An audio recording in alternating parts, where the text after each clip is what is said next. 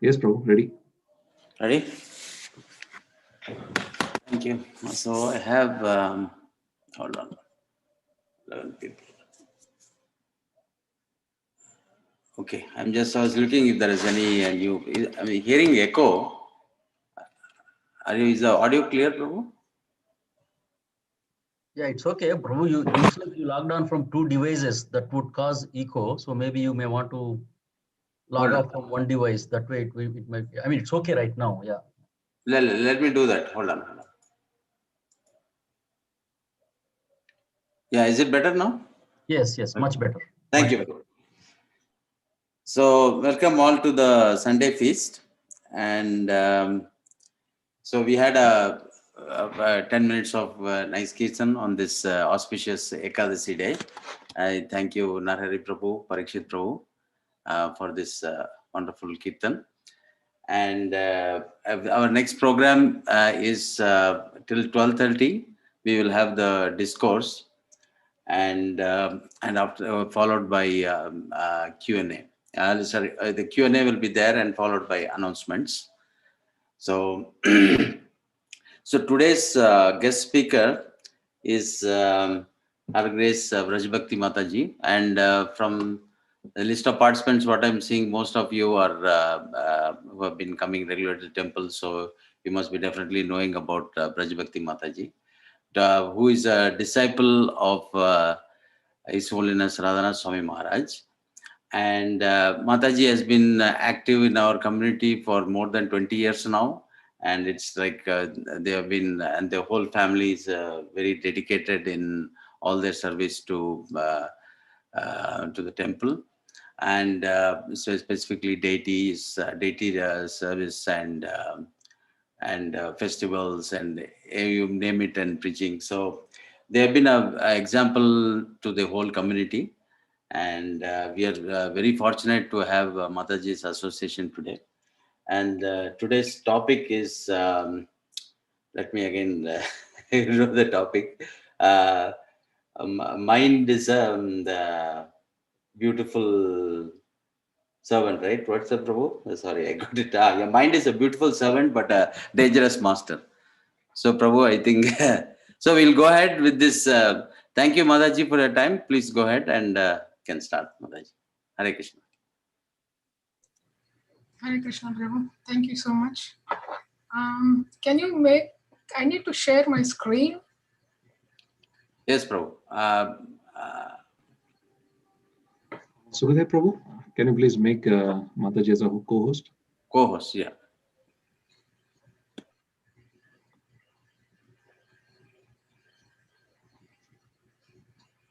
Sukhdev Prabhu?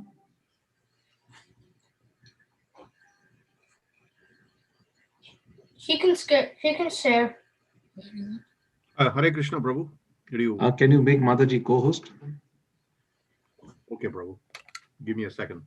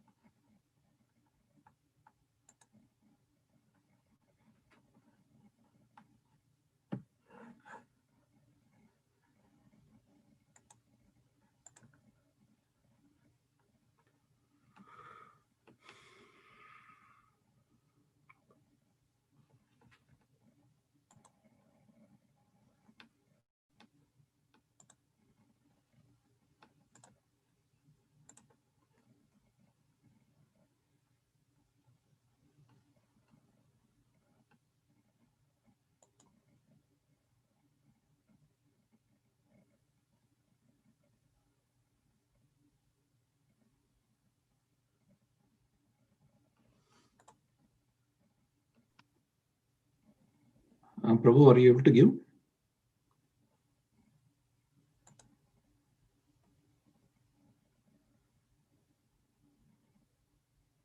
Sukhdev Prabhu?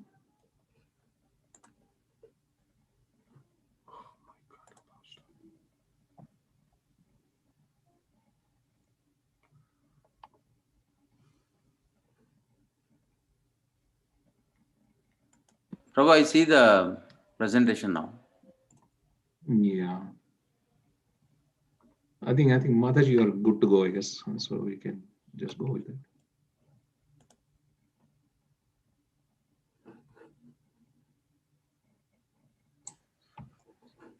Thank you, Prabhu. Harshit is helping with that. I don't know how to do this. So he's like, I think you still can share even if you're not a co-host. So thank you. So I'll start with prayers.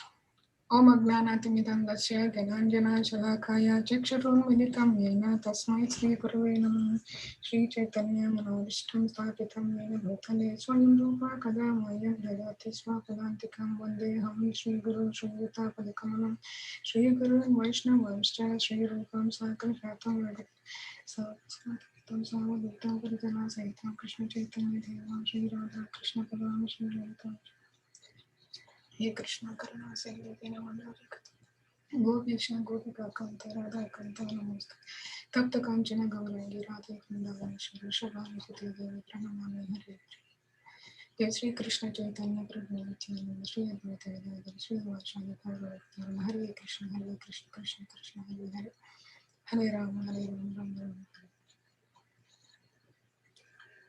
Thank you so much for this opportunity to share what I heard. So first I wanted to thank the Temple Council for giving me this opportunity to share something that I heard. And I wanted to thank Parikshit. He is the one who made this entire PowerPoint presentation. I just made my notes and he took my notes and he made everything. Only thing I made it in this PowerPoint presentation is this last line of many thanks to Parikshit for making this PowerPoint presentation. Only that line is my contribution towards this PowerPoint. Everything else is Parikshit's contribution to this PowerPoint presentation. So thank you, Parikshit. He's more excited than me. He's like, when are you making your PowerPoint presentation? Your class is on Sundays.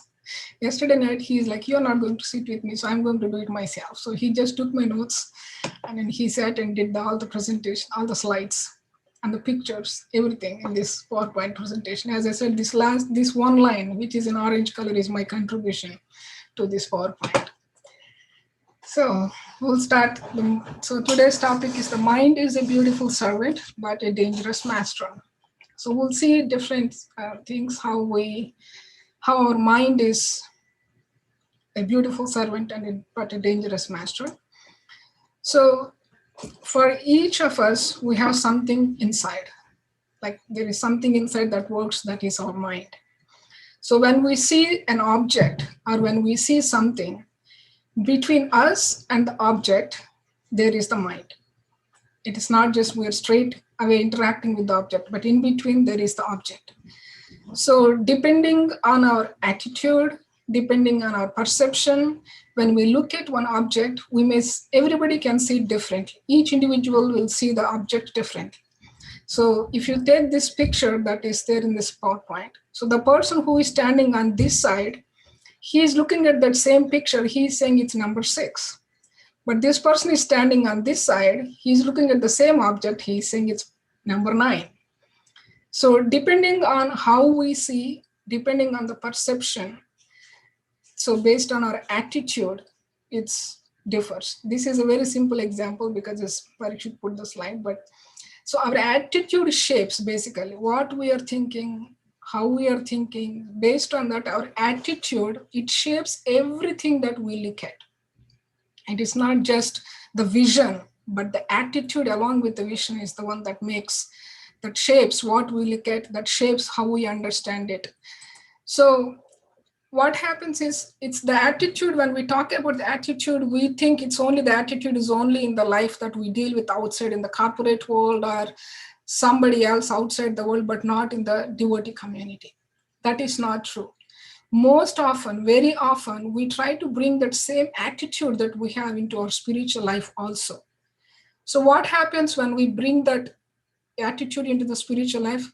It is not just our perception of the world will be shaped by that attitude, but the perception of God and practices that we do, the spiritual practices that we do, that also shaped by our attitude. because the attitude is there. We just cannot change it. We can understand different, they can understand different. Like in Krishna, when we take Mahabharata, Krishna is right there. But Arjuna understood him as the Supreme Lord. He understood him as his friend. But Duryodhana, he never could understand, because that is an attitude barrier for him to understand anything.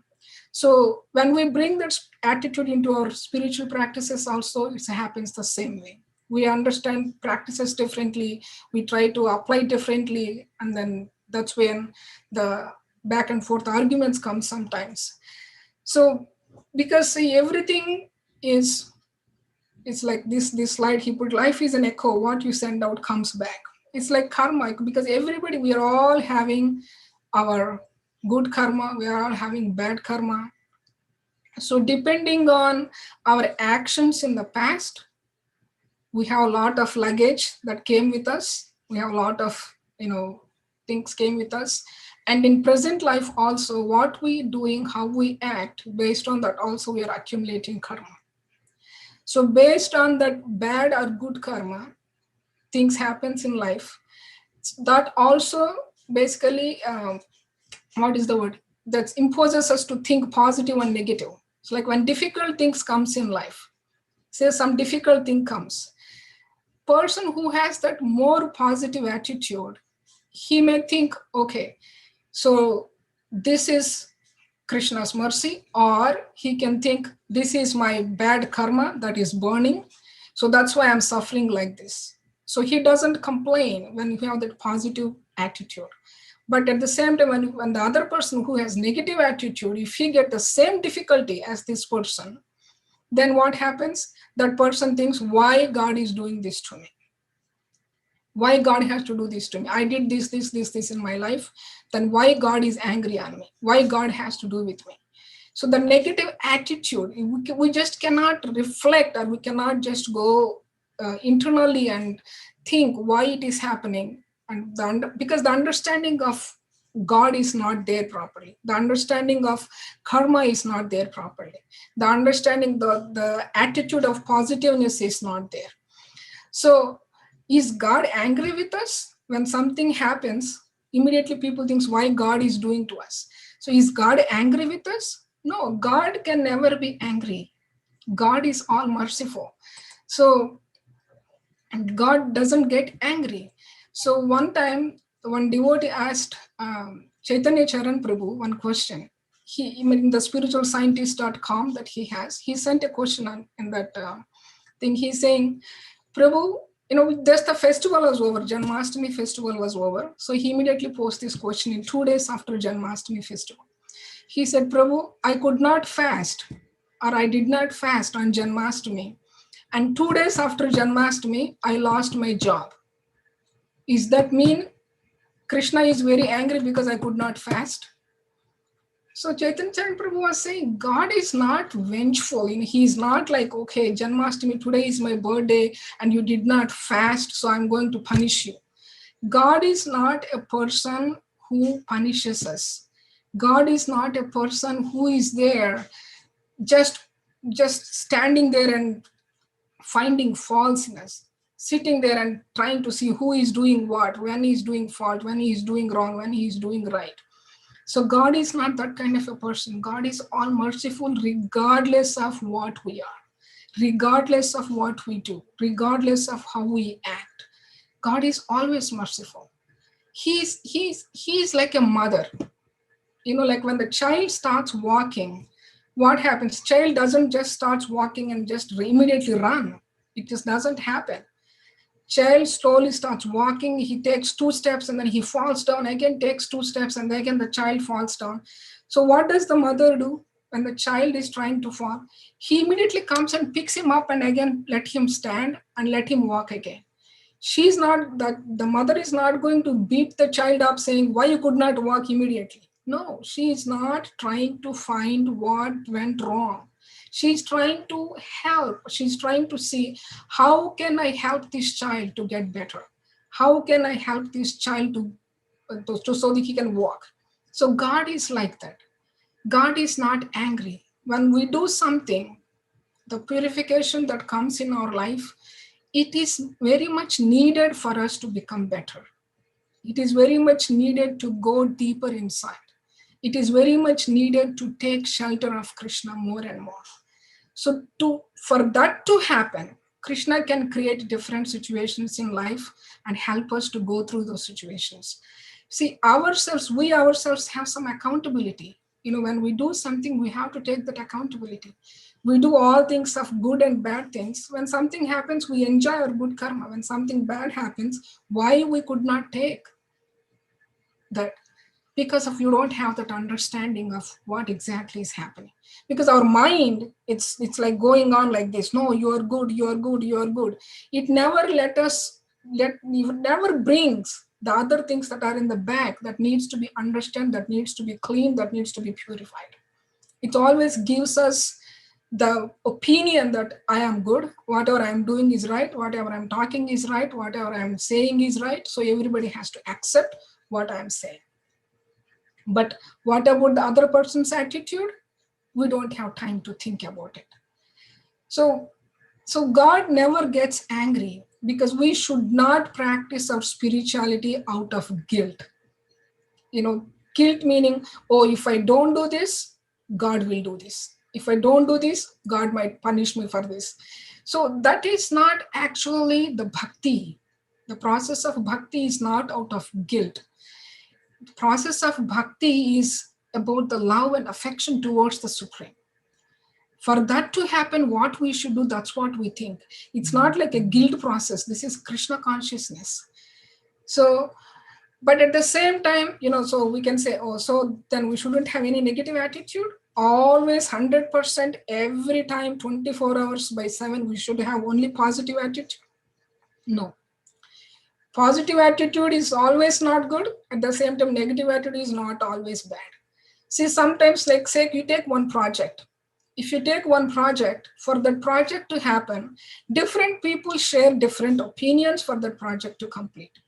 So some people can say, okay, if you do this, this project can be successful and this will flourish.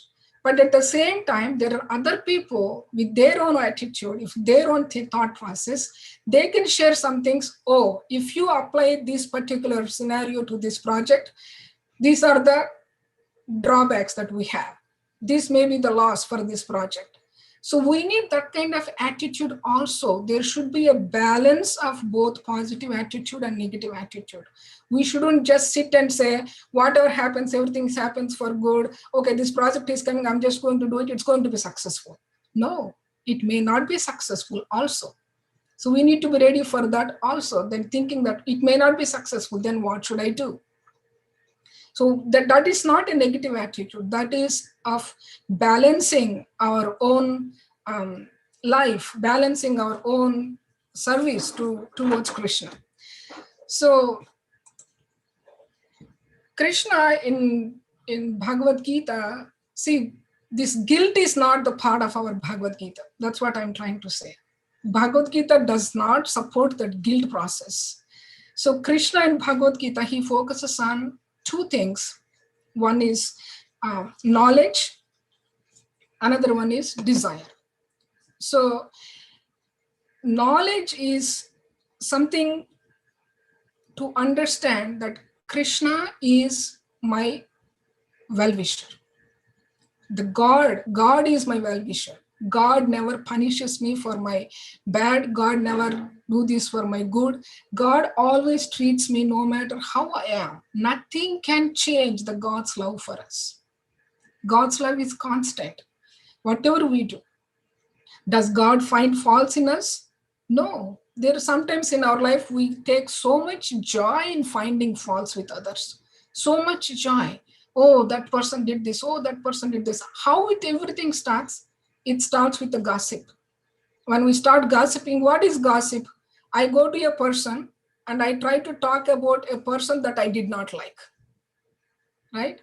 So when the gossip starts, automatically fault finding comes into the surface. Oh, this person died like this person died like this. But God's purpose is not to find faults. God's purpose is not to find faults. So, we go to the next slide. So as I said, Krishna is like a mother. When the child starts walking, like how the mother helps, Krishna is also like that. When we are about to fall, he's always there to catch us. He's not there to find faults with us. He's there to catch us when we're about to fall. How many number of times we do this, but still Krishna is there. So Krishna is here to help us to rise and grow.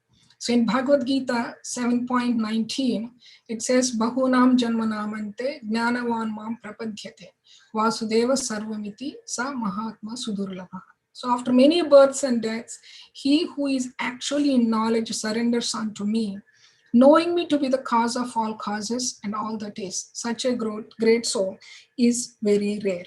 So here it is saying Vasudeva Sarvam Iti.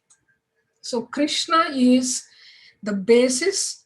Krishna is everything. Krishna is all in all. Krishna is all in all. Krishna is everything.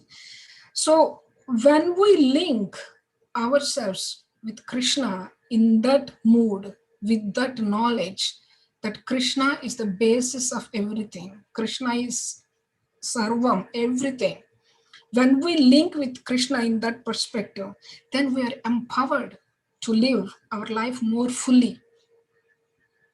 We feel full living that life. So he is present he is present as Paramatma inside of us. He's not leaving us. Any form we take a human form, we take an animal form, whatever form we take, Krishna is right there inside of us, guiding us, giving us the direction. He is the inner light in our life. So he is the one who is giving the light inside of us, and with that light we can see the outside world also much brighter, right? So if each one of us can become a channel for that light by taking shelter of Krishna, how bright the world can be. We can be enlightened, and we can enlighten the whole world. So, but the problem with us is, see here at this one point, God is not only the best of everything, he's the basis of everything and anything. So everyone and everything. So with this knowledge, if you start serving God, it enlightens us more. That's what I was trying to say. When we serve God with that understanding that he is there in our heart, it actually shifts our understanding. It actually shifts our vision to understand how we have to deal with things, how we have to approach different things. When the problem comes, how do we approach? When the happiness comes, how do we approach? Most of the time we think we need a certain kind of approach only when the difficult situations comes in life. Not really. We need the approach even when the happiness is there. So our problem, let me see the notes here. I have extra notes here. So we are part of God. That we know we are part and parcel of God. Like if I want to eat a gulab jamun, I cannot just tell my mouth to eat gulab jamun. I need my hand. So my hand has to pick up the gulab jamun and put it in the mouth. It's part of my process. It's part of my body. Similarly, we are all part and parcel of Krishna. So the more we have this knowledge of Krishna, and the more we serve Krishna in that knowledge, with that knowledge, in that perspective, the more we get purified from inside. The purity comes when we serve God with that understanding. So most of the time, what we think is success is depending on what we want and what we have. Okay, I don't have this, I don't have this, but I have this. But the problem is same, like we cannot think how the hand is cooperating. We don't have a time to think. We are not being conscious of what we have. All we think is what we don't have. Say if some festival comes, if there is a plate of prasadam, say, somebody made a plate for me. I have rice, dal, every single item, most of the items, because Janmashtami comes, sometimes we make 100 preps, but my plate cannot fit all 100 preps. But whatever best they could give me, they gave me the plate. But then another devotee comes and sits next to me. So the problem with me is I am not happy with what I have in my plate. I'm trying to look in the next devotee's plate what he has. So what is my attitude here? I am not happy with what I have. So I'm trying to get something what I want. So there is a box of wants, there is a box of haves. So I'm always trying to fill this box of haves with box of wants. Okay, I want this, then only I can be happy. In that perspective, we can never be happy. It is not possible to be happy because it's never going to be fulfilled. It's never going to be fulfilled. So, but the thing, if you observe here, I can be happy with what I have, but I'm not happy. So if you take, it's just a simple example of prasadam plate. But if you take that same example in a broader perspective, that's what we are dealing with at least with myself in the world right now. Because if I want to be happy, I can be happy with what I have. But the problem is I want to be happy, but I want to be happier than other person. How I am going to measure the happiness of the other person? But that person is more happy than me. So I want to be happier than him. That is the biggest problem in me. In that perspective, I can never be happy because I'm trying to be happier than others, not with what I have. So the attitude, this is one kind of attitude because we don't have the knowledge. So next thing that Krishna focuses on is desire. So desire is, it's intrinsic to our consciousness. It is there. The desire is, consciousness is there is a desire. You have consciousness, you have a desire. Without desire, we cannot survive. There is some kind of, spiritual desires, material desires, doesn't matter. But we have to connect with God, emotional side also. That is through desires. That we all have many desires in life, but we may not be able to fulfill all those desires. So there are two kinds of desires, right? One is the loudest desire that comes from inside. Another one is the deepest desire. So the loudest desire, sometimes we try to address the loudest desire that comes of the heart, but it may not make us happy by fulfilling that desire. So one example I heard from Prabhu's class is, suppose we have a classroom and we have a teacher, right? So the teacher, she or he posed a question to the students, and then one student is really loud in answering it, really loud, like louder than any other student in the classroom. But does that mean that student is right? Does that mean the student is giving the right answer? Not always. Because that's what he's comparing. So because he's loud, it doesn't mean that he is right. So because the loudest desire comes onto the surface, it doesn't mean that we need to fulfill it right away. We need to fulfill that first. Not really. We need to address the deepest desire in the heart. That deepest desire for the heart is to connect with Krishna. When we connect with Krishna, when we make that connection to the source, he is the source of all happiness, source of existence, source of survival, source of sustenance. When we connect to Krishna, which is our deepest desire of the soul, then we can be happy. Connecting to Krishna is like connecting to a reserve bank in India, like we say, there you don't need to worry about $1, $2. It's like all dollars are there when we connect to the $1 million deposit. So Krishna is like that. So when we practice bhakti based on that positive disposition of knowledge and desire, then we will move forward positively in spiritual life. Because there are so many experiences in life that we get. Not all experiences are good, not all experiences are bad. But what we are learning through the experiences, understanding that I'm connected to Krishna, understanding that Krishna is my master, understanding that Krishna is the source, understanding that everything is happening based on my action and reaction to my own deeds. when we understand in that perspective, the power of devotion excellently works in our life. So let's go to the next slide. So I will just, what is the time? 12:02. So I'll just say one simple story that might help for us to understand a little better of our connection with Krishna. So first one is, so let me finish one more point about this loudest desire and the deepest desire. So the way the student is so loud in the class trying to answer. So in the similarly for us, there are many things that are going on in our mind. There are many things that are going on in your mind that could be wrong and right. And so what does the mind keeps telling us?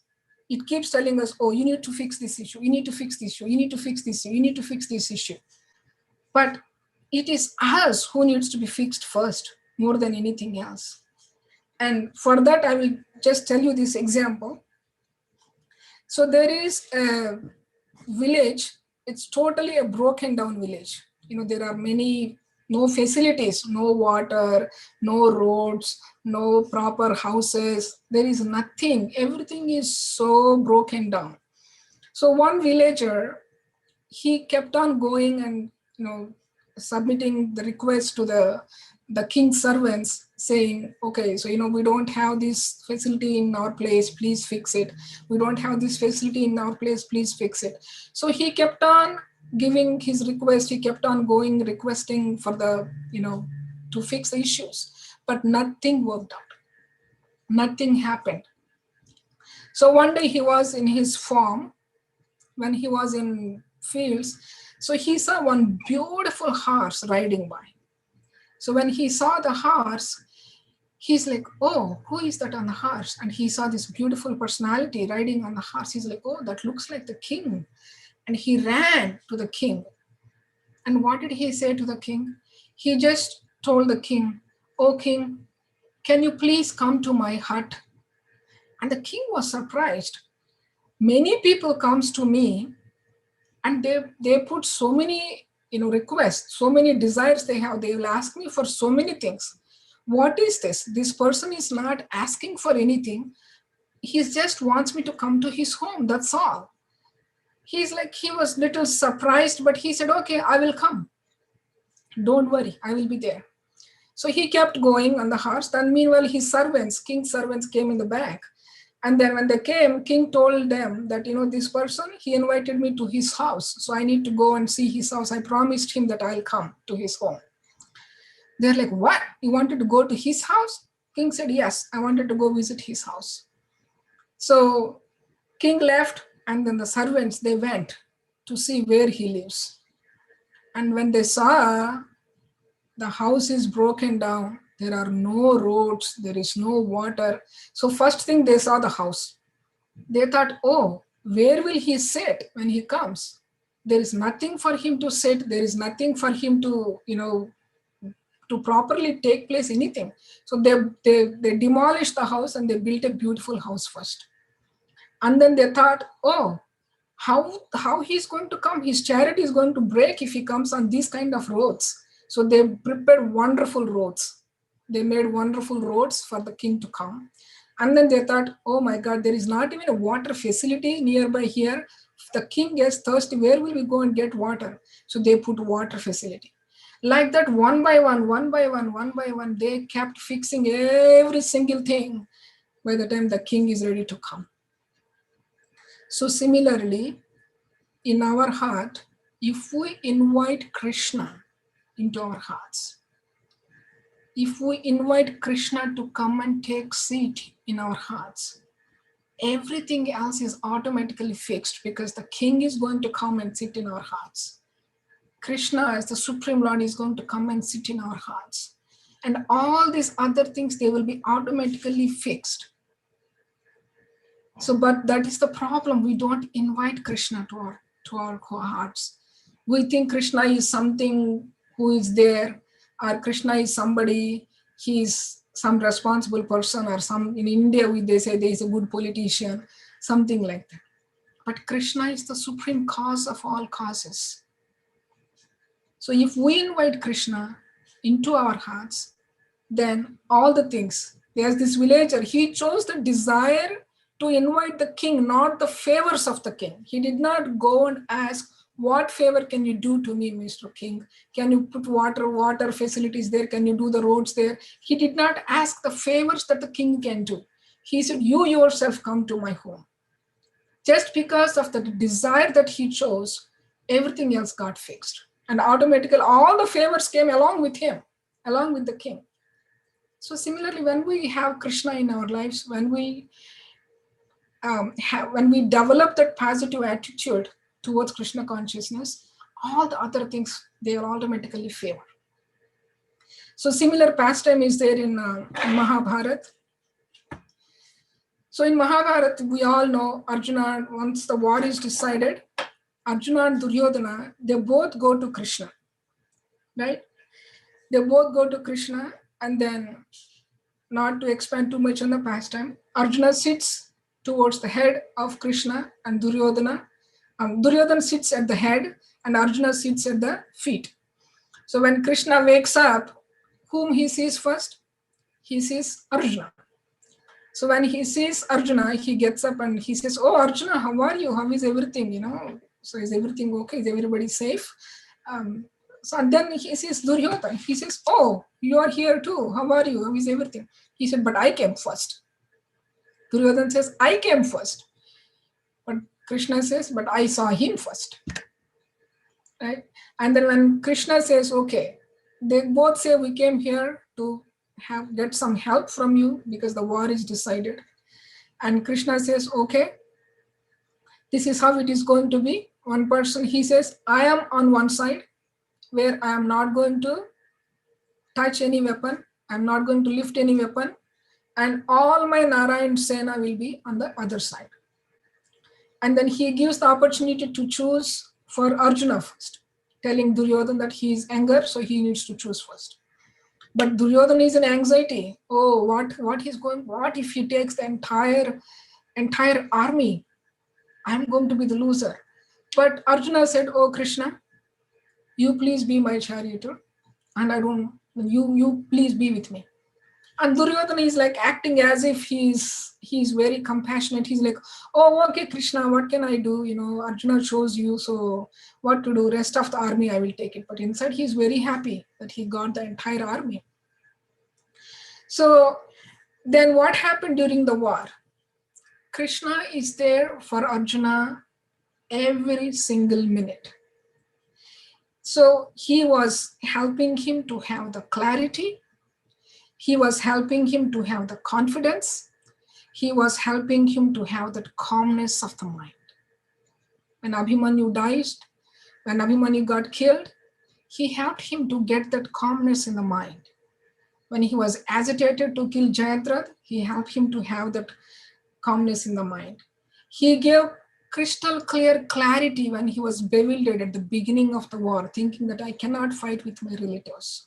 He gave complete clarity and he gave confidence for him that we can do it, which are three most powerful tools in our life too.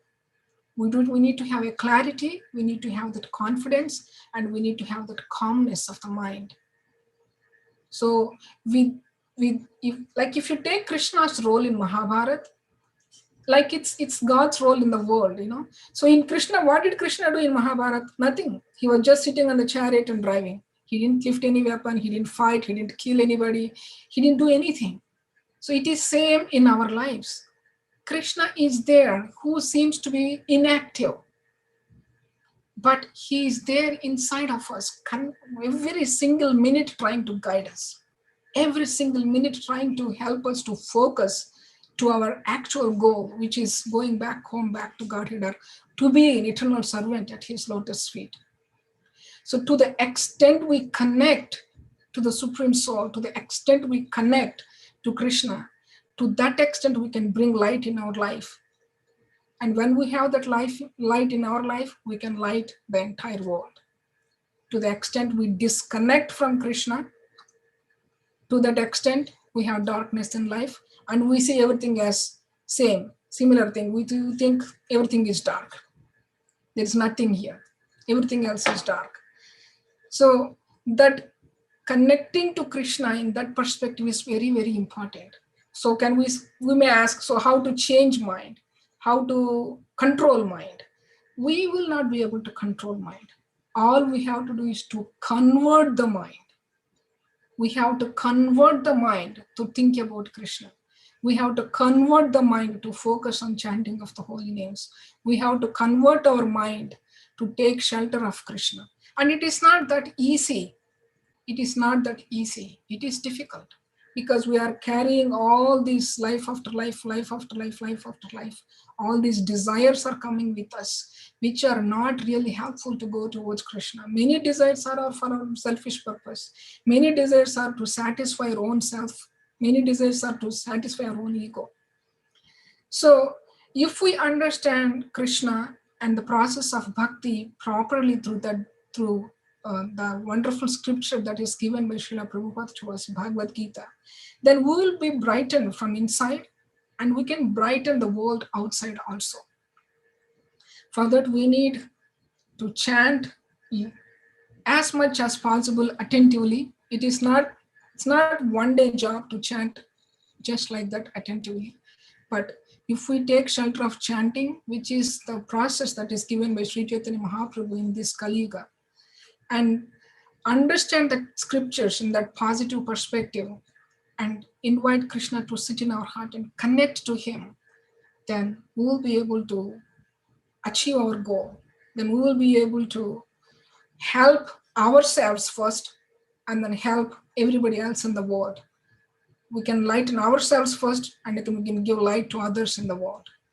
So I beg from all of you who are present in this call and who are not present in this call to pray for me so that I develop the taste for chanting and I'll develop that connection to Krishna. And one day I really wanted to invite Krishna into my heart so that all my impurities gets clear, all my impurities are, purified, and I could be able to serve Krishna without any desire, without any motivation, without any interruption, which is unmotivated, uninterrupted, unconditional devotional service towards the lotus feet of Krishna. So I pray and beg to bless me on this day so that I can convert my mind to think about Krishna. I can convert my mind and I develop that positive attitude and make my mind as a beautiful servant, but not as a dangerous master having this wants box in my heart, rather than being happy with whatever I have in my life. Thank you so much. Hare Krishna. So it's 12:15 now. So I exactly ended it as per the protocols of this Zoom calls. So if anybody has any comments, anybody has any corrections, please feel free to do so, and I will be happy to take them. Hare Krishna, Vrajabhakti Mataji. Thank you very much for sharing your realizations through this lecture about how to tame the mind and keep it focused on Krishna, and so many nice examples and stories along the way that you shared to make the point. So at this point, to reinforce what you stated at the end, I just wanted to ask the participants to see if they have any questions. First on Zoom, and I will also be checking YouTube here shortly. I'm not really good at this service, but I'm going to try my best. Thank you, Vrajabhakti Prabhu. It's a very nice class. The examples are very good, actually. They are heart-touching. Thank you.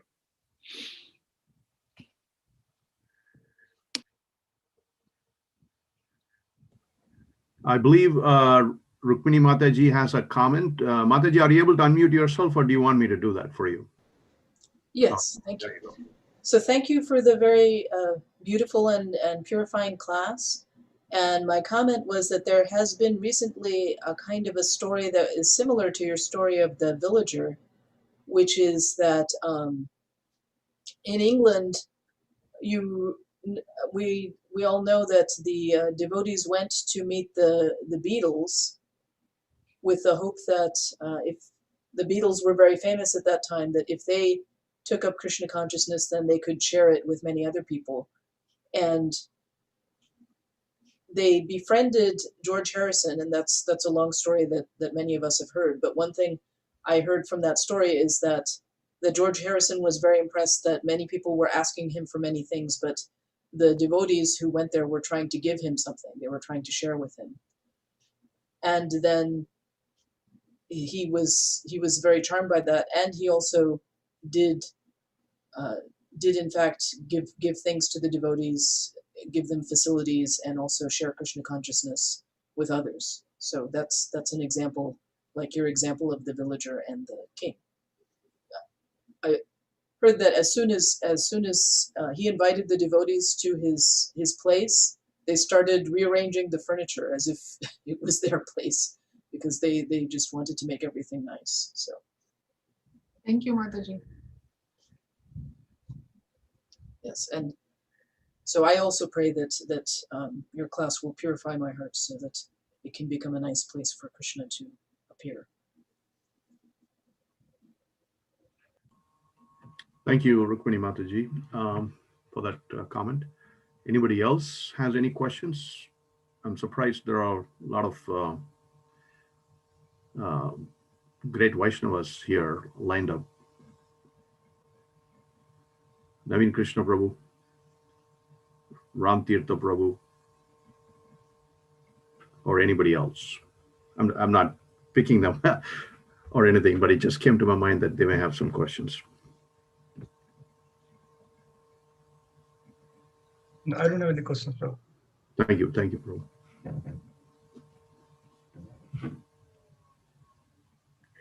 So if nobody has any questions, Vrajabhakti Mataji, I wanted to ask you this. I think in one of those Shravanam Saturday classes, I heard that that mind is in the mode of goodness. I believe Naveen Krishna Prabhu was the one who stated that. At the end of it, came as part of a Q&A. I don't think that was the main subject of that topic. I think the Bhagavatam lecture was focused more about how to be a good devotee and what is the qualifications of a devotee or something like that. So during that time, this talk came about as to, different classification of senses according to the modes. And Naveen Krishna Prabhu, you can correct me if I'm wrong, but I heard you say that mind does come in the, it is classified to be in the mode of goodness. Am I saying that correctly? Correct. I'm not saying, but Krishna says in Gita. Yeah, that's what you said. Krishna said in Bhagavad Gita. Sorry, that's all. I mean, but you kind of reinforce that point. Yeah. So if mind is really in the mode of goodness, then why are we having this kind of struggle with the mind, Mataji? I'll let him answer because I do not know the conversation that happened on the Bhagavatam class. So I'll let him answer, Prabhuji. Yeah. So what happened? The devotee was saying that intelligence is higher. There was a question asked by intelligence is higher, like soul, ego, and then intelligence, mind, and then the senses, sense object. That's all a hierarchy. Right. But the intelligence is the higher. It's supposed to control the faculty of the mind.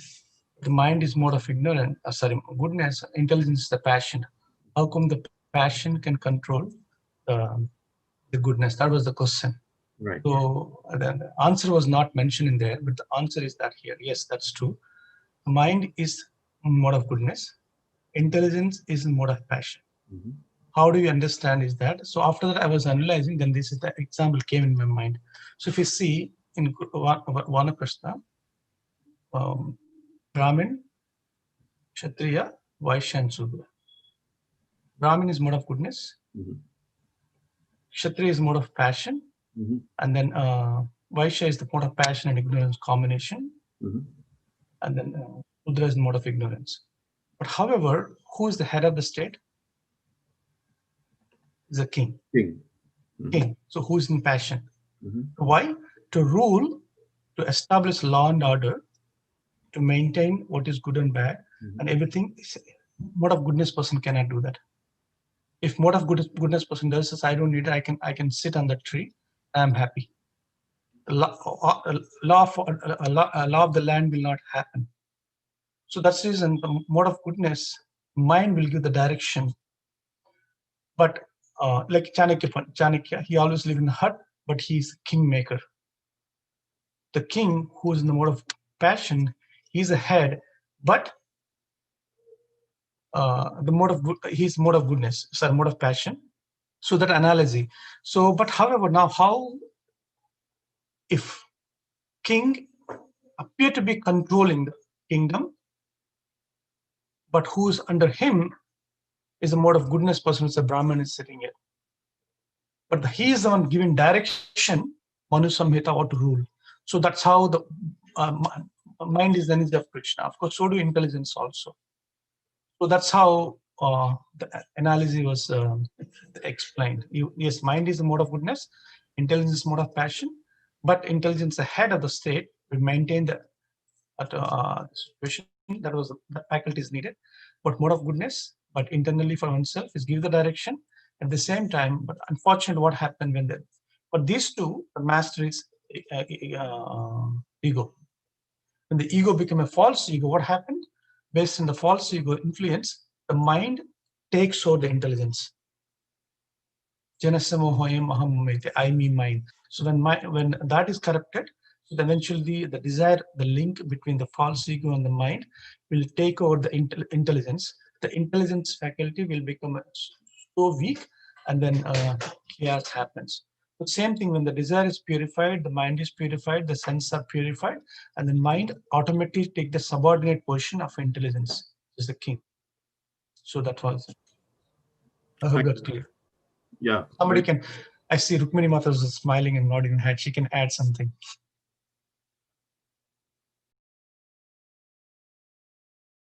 No, I think that you put it very well. That was a very good point. Yes, and we do find in practice that if someone is a little too absorbed in the mode of goodness, then they're a little detached from the world and the society, and they're not inclined necessarily to make a lot of decisions and do a lot of activities. Like if something is, they just want to meditate on the self, and they may not cling to justice, for instance. They may just want to let things go. So because they realize they're not the doers. So that's why, yes, someone who is a kshatriya, they have to get involved in social issues that really someone in the mode of goodness would just rather be detached from. So then that influence comes.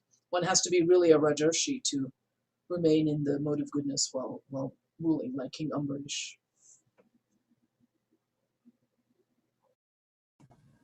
Thank you, Nami Krishna Prabhu and Rukmini Mataji, for explaining that very well. Thank you very much. Is anybody has any other questions? I'm going to check the YouTube here very quickly. I don't see any questions posted there. So at this point, what I would like to do is, if nobody has any questions, just want to come to the announcements part. So today we have Ekadasi, as you all know. Bear with me, I'm trying to remember. Is it Putra Ekadasi? Putra, right? Or Putra Dasi? Putra da Ekadasi. Putra da gives. Putra da Ekadasi. So it's a very auspicious day, as you know, for all Vaishnavas, where we try to lessen our needs and focus more on Krishna and meditate on his glories. So tonight we have kirtans lined up for all of you who are interested to participate and glorify the Lord. It starts at 5 p.m., I believe, and it goes till 9 o'clock. And the Kirtaniers are already lined up, from what I understand from Ramesh Prabhu. So please do join and give them the happiness of participating in the Kirtan. So that is the only announcement I have, unless anybody else has any other announcements. That's what I was told that is a key announcement for today. But if there's any other announcement that the participants need to be aware of, you can share with us at this point. And I see that Alec Prabhu has put out a link where we can get all the dates and timings for Ekadasi, when to start the fast, when to break the fast. Of course, we all have apps also on our phones these days.